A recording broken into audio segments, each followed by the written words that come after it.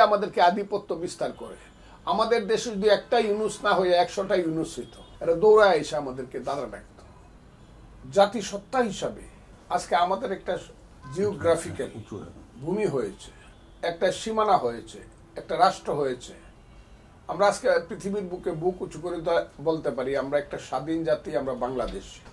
এবং জাতিসত্তার প্রশ্নে, নৃতাত্ত্বিক জাতিসত্তার প্রশ্নে আমাদের অনেকগুলো জাতিসত্তা, এখানে মেইনলি বাঙালি জাতিসত্তা। এটা আমরা মাথা উঁচু, যেটা আমরা ব্রিটিশ আমলে বলতে পারতাম না, পাকিস্তান আমলে বলতে পারতাম না, বা অন্য আমলগুলোতে বলাটা কঠিন ছিল। কিন্তু এখন 1000 বছরের ইতিহাসে বাঙালি জাতি বা বাংলাদেশের এই ভূখণ্ডের মানুষ বলতে পারে আমরা স্বাধীন একটা রাষ্ট্র। দুর্নীতি, স্বজনপ্রীতি, চুরিচামারি, বাটপারি, মানি লন্ডারিং সবকিছু সত্ত্বেও একটা পর্যায়ে এসেছি যে এখন বাংলাদেশে ব্যাংক আছে, ব্যাংকগুলো আমাদের, বাংলাদেশের বীমা কোম্পানিগুলো আমাদের, বাংলাদেশের শেয়ার মার্কেট আমাদের। এখানে আমরা চুরিচামারি করছি, লুট করে খাচ্ছি, গরিব এখানে বঞ্চিত হচ্ছে, এটা সত্য। কিন্তু এইটুক অর্জন হয়েছে যে আমিও একটা সম্পদের মালিক হয়েছি স্বাধীন দেশে। মূল কথা একটা রাষ্ট্রের হলো সুশাসন। সেই সুশাসন গত 53 বছরে মানুষ পায়নি, মানুষ বঞ্চিত হয়েছে। সংস্থান বেশিরভাগ মানুষই বিদেশে চলে যায়, শিক্ষিত ছেলেরা, আর অশিক্ষিত ছেলেরা রাস্তায় রাস্তায় ঘুরে বেড়ায়, চাকরি নাই, বিএ পাস করিয়া।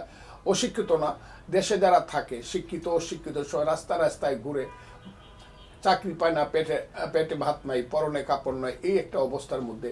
এই জায়গাটা এখন আমরা নির্ধারণ করতে পারি না যে কাজের যে অধিকার, চাকরির যে অধিকার, শ্রমের যে অধিকার, সেটা আমরা নিশ্চিত করতে পারি না। আরেকটা হলো আমরা যে সম্মান টানছিলাম, সপ্তকোটি সন্তানের হে মুগ্ধ জননী, রেখেছ বাঙালি করে মানুষ করনি। কবিগুরুর সেই কথাকে বঙ্গবন্ধু বলেছিলেন, কবিগুরু তোমার কথা মিথ্যা হয়েছে, বাঙালি এখন মানুষ হয়েছে। কিন্তু এখন পর্যন্ত কবিগুরুর কথাটাই সত্য।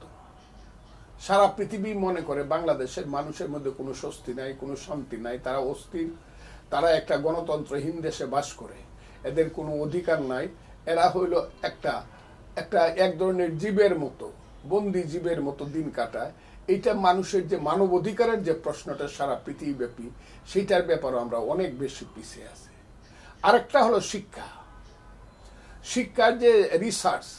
এই যে বলে ইন্ডিয়া আমাদেরকে আধিপত্য বিস্তার করে, আমাদের দেশে যদি একটা ইউনুস না হয়ে 100টা ইউনুস হইত।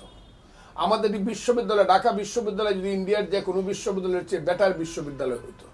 আমাদের টেকনোলজি যদি ইন্ডিয়ার বেঙ্গালুরুর টেকনোলজির চেয়ে উন্নত হইতো, এরা দৌড়ায় এসে আমাদেরকে দাঁড়া ডাকত। কিন্তু আমরা শিক্ষার ব্যাপারে পিছায় আছি। আমরা মারামারি, ধরাধরি, পরস্পরের প্রতি হিংসা, প্রতিহিংসায় জাতিসত্তা হিসাবে আমরা যেন আস্তে আস্তে আস্তে আস্তে নিজেদের মধ্যে গুটায় যেতেছি। এই জায়গাটা আমাদের অপূর্ণ রয়ে গেছে। এই জায়গাটাকে পূর্ণ করতে হবে। আমি আশাবাদী মানুষ, আমি মনে করি এই জায়গাটা পূর্ণ হবে আগামী দিনে।